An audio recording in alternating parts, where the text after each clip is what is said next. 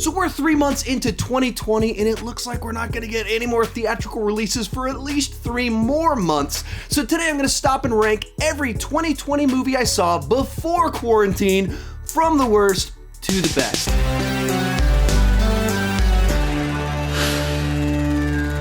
Hi, my name is Sean and I love to talk about movies way too much. With that in mind, go ahead and join me down below in the comment section. Share your ranking of all the 2020 movies that you've seen thus far down below in the comment section. We've all seen different movies, we all had different opinions, so let's have a nice, lively discussion of the movies that we did get in the year 2020.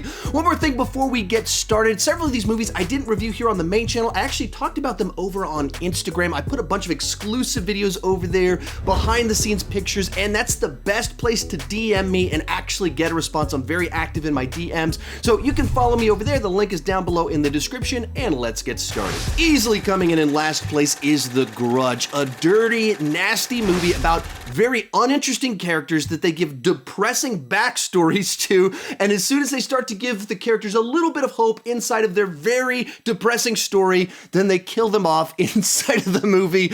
There's nothing about this film that I enjoyed except John Cho, but the fact that John Cho is in such a bad movie in and of itself kind of got me down a little bit. In fact, I rather would have been killed inside of this movie by the creature in it than have to watch this movie again with the creature killing people. At number 20 is Fantasy Island, a pretty good concept for a Blumhouse horror film that does nothing imaginative with the fantasy concept. It's jam-packed with really annoying characters, and as it goes along, the twists and turns get more and more implausible to the point in time that when you get into the third act, this movie is just utter nonsense. I could not believe that this script actually got approved to be filmed because the twists at the end are so unbelievably bad. And closing out our trilogy of bad horror films, The Turning.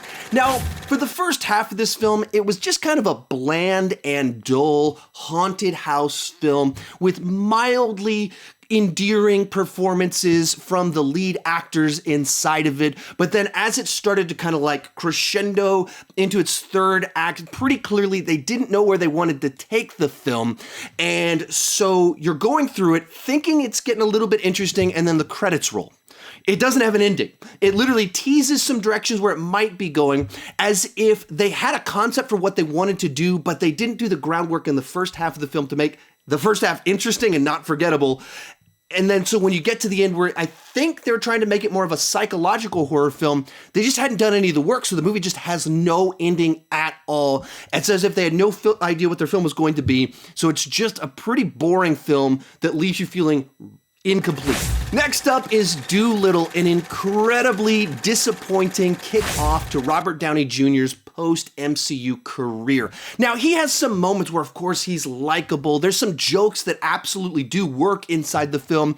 There's some stuff that reminds you of Pirates of the Caribbean that's kind of fun, but the overall vibe of it is all over the place. The thing that really kills it is there's an unbelievably large amount of juvenile humor that just feels out of place with the tone that they were going for. I mean, you literally have tigers getting kicked in the balls. The part that just, I mean, at this point in time, I just knew that I was done with the movie. In the climax, a dragon farts in Doolittle's face, and it's like you do the air blowing thing on his face, like he's doing that number for a fart in his face, and I was like, I can't believe that they actually did this. They've just killed the movie. Add to that, Robert Downey Jr.'s accent doesn't really work, and so a movie that wasted all of the potential that it had. Number 17 is Underwater, an okay film that's essentially kind of a knockoff of Deep Blue Sea, except more serious, or Alien, but not as good. I didn't mind the movie. It was fine. If it came on cable TV or something like that, I might watch it another time. Didn't do anything that really offended me. It just didn't do anything that also made a mark.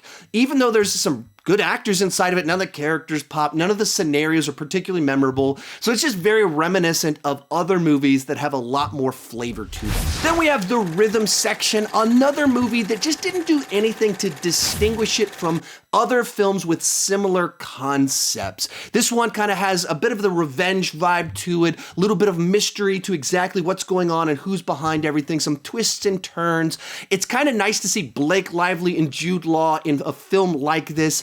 There's a couple of action sequences that I like the way they were shot. They make you feel like you're right there in the moment, in the room with them. But when it came to the story, the twists and the turns, none of it had any of the punch or impact it was supposed to do. So just another forgettable January movie. Number 15, Superman Red Son. This is the latest DC animated movie that's a direct translation of a graphic novel series into a film. And it's like most of these movies for me. It's an interesting story to see. I like that we get to see a graphic novel actually come to life, but they're always restricted to this hour and 15-minute time frame, and so they just feel like they're rushing through a story so fast. In this one, I mean, it literally covers decades. The concept is basically, what if Superman landed in the Soviet Union and was mentored by Joseph Stalin, and then it does these alternate world versions of all the heroes. It's an interesting what-if scenario, kind of fun, but the sort of thing I only want to watch one time because it didn't have any real meat to it to make me want to go back and watch it again. Next up, Spencer Confidential. This is the latest team-up between Peter Berg and Mark Wahlberg. They've done a bunch of movies together, and it's a very weird set of movies because a bunch of them are based off real-life events in these serious dramas that were like critical darlings, and then we have a couple of these throwback action movies they've done recently that, you know, I enjoy this genre, so this is something that's very easy for me to consume, have some fun with. Doesn't really add anything new to the genre. I mean, it's a buddy action comedy.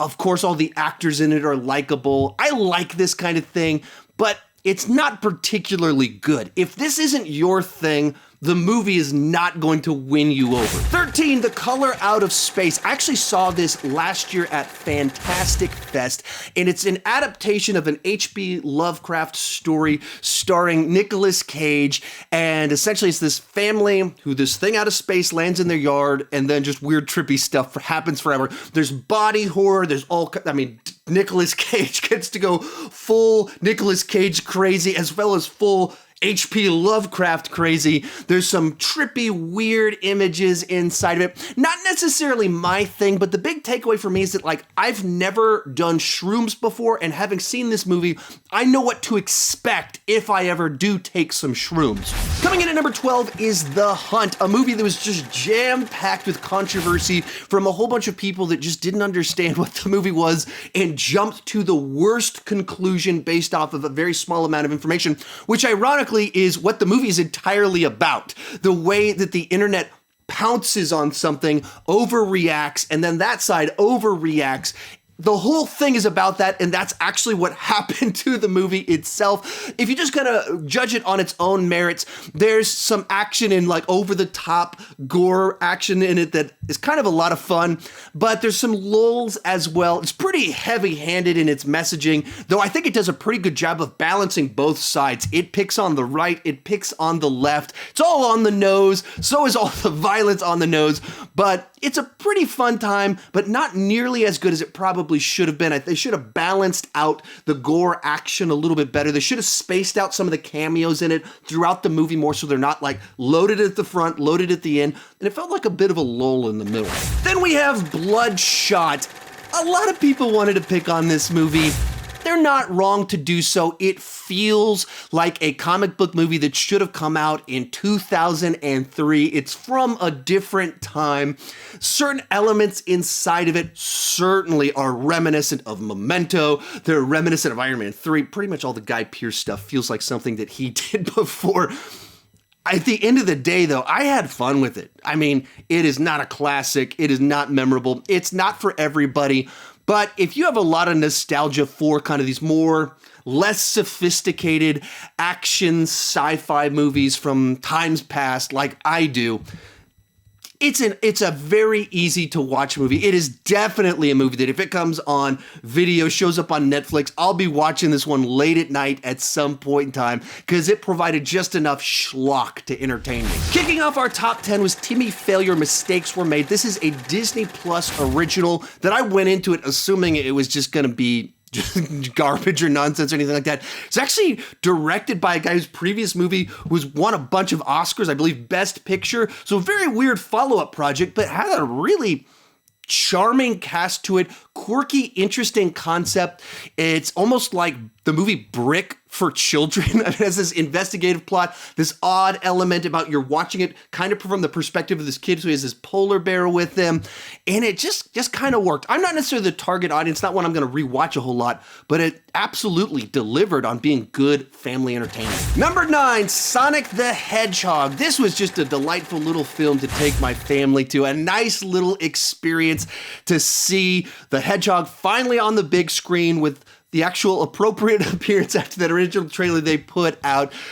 Just a fun movie. Granted, it wasn't as good as it should have been. It didn't stick to the video game as much as it should have for a number of reasons related to the budget. They had to set it on Earth, so they ended up trading out all these creative, inventive pinball worlds and loop-de-loops, and then they put it in the middle of like small town America. So loses a little bit of the flavor, and likewise you trade all the quirky vibes of stuff from the video games for a road trip movie and road trip cliches. But it was a fun version of that on its own terms. Then we have Onward, the latest Pixar film. It absolutely has a charming cast with Chris Pratt and Tom Holland in the lead, doing the voice work on this one. It has all of that trademark Pixar heart, as it's a story about two boys trying to connect with their dead father and in the process bonding with one another. For me, the actual story itself had a few too many holes inside of it, just like the logic of travel and how long it takes to get places. I was thinking about that way too much throughout the entire runtime of the story.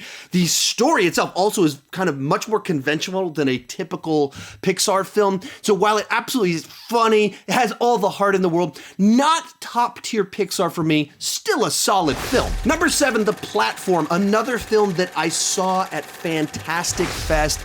And I believe it's a film out of Mexico. I could be wrong on that one. And it just debuted on Netflix.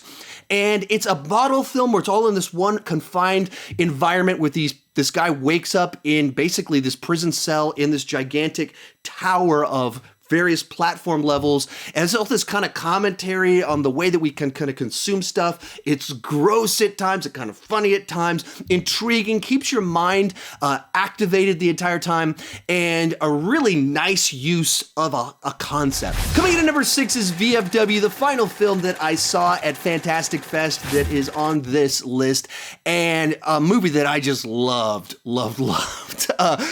It's very reminiscent of John Carpenter and the action movies that he was doing in the 1980s, from the text that they used, the soundtrack, the vibe of the story, very Assault in Precinct 13, except with freaked out, drugged out mutants, gore, violence.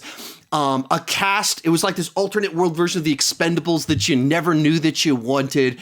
The type of movie I love to discover and tell people about. Now, it's not trying to do anything wildly new with cinema. It's just an awesome, fun movie about tough guys taking out bad guys.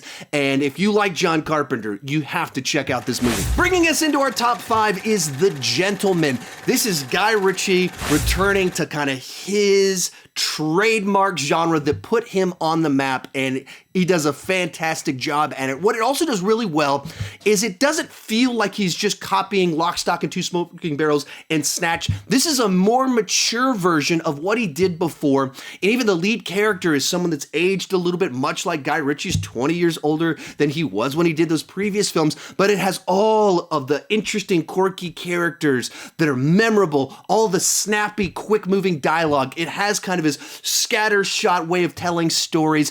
Takes a little bit of time for you to kind of catch on to the story, but as soon as you do, this is absolutely one of Guy Ritchie's best. Then we have Birds of Prey, or Harley Quinn, or Birds of Prey and the Fabulous Emancipation of One Harley Quinn, whatever the title is. It was so much better than I thought it was going to be. I didn't like the trailers. I didn't like the still images that they put out there. I went to go see the movie, and I had a blast with it.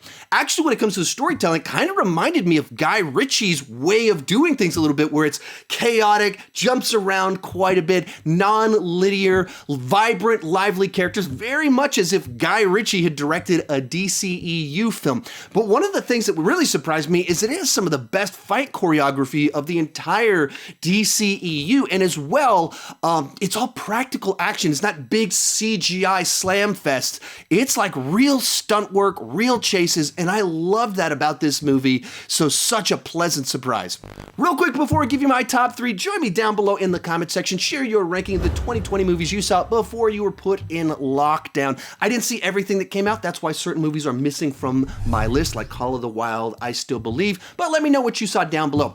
Also, once this video is over, I did a couple of videos where I recommended what to watch in quarantine on Disney Plus as well as Netflix. You can check that out right up here once this video is over. In third place is Bad Boys for Life. I absolutely could not believe how much I enjoyed this movie. Long delayed sequels, especially kind of to comedies or movies that have a lot of comedy in them, do not have the best track record. Then they announced it was going to come out in January. I just assumed this was going to be another throwaway January release that nobody was going to care about, and I was so wrong. This is my favorite movie in this franchise. It has all the heart of the previous movies. It's the funniest of all of them. It has probably the best story that, interwoven nicely, the best villain, pretty much the best everything about this franchise, except maybe spectacle. That second Michael Bay one is pretty wild and crazy. But besides that, it is so much better than I thought it was going to be. It was so much better than it deserves to be. And it is really legitimately a solid buddy action comedy with some good emotion inside of it. Our runner-up is The Way Back. As I've said many times before, I am a massive fan of the movie Warrior from Gavin O'Connor. Ironically, last week I was able to interview the person that composed the movie Warrior. That's just a little side note. You can check that out right up here.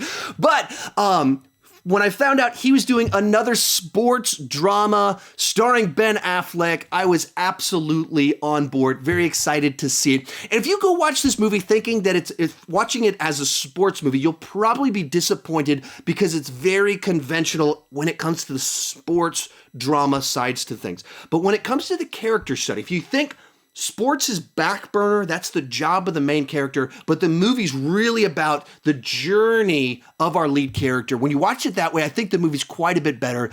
You get probably the best performance Ben Affleck has ever given in his entire career, and just this real study look at alcoholism. I've talked about it before. I mean, when I started this YouTube channel, I was in outpatient therapy recovering from alcoholism.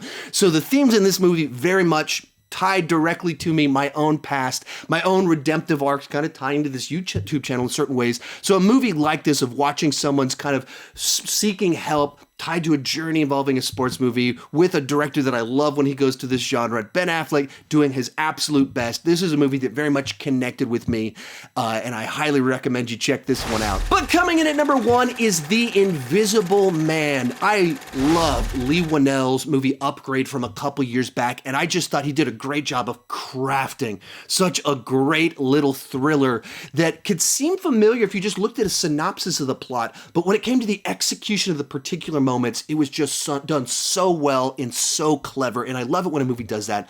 And he absolutely took that formula, did it with The Invisible Man, and made a movie that just works so well. Some of that's just the sheer direction of the film. It's shot beautifully. It uses the camera so well to make you kind of look around because you know that someone could be there and you're looking for the details, and there's empty space throughout it. There's so much symmetry in the shots, the coloring of all of it, just so well done. And it's a scary movie that doesn't rely on jump scares. Like, there's one jump scare in the movie, really, and it's done so well. The rest of it relies on actual fears of people, and kind of taking gaslighting and making it quite literal in the film. The acting's great, the effects are so well done, and it's a movie that cost under $10 million to make. All of this comes down to a movie that had a great concept, a tightly written script, great performances, and directed so well on all the little details. So thus far for the year 2020, maybe for the year 2020 overall, if the theaters don't open back up, the best movie thus far is The Invisible Man. Remember, if you want to check out some of my additional reviews, that's over on my Instagram account. You can see the link down below. If you want more content right now, some recommendations to watch while you're in quarantine, a couple videos right over there. Thank you so much for watching, and keep talking movies too much.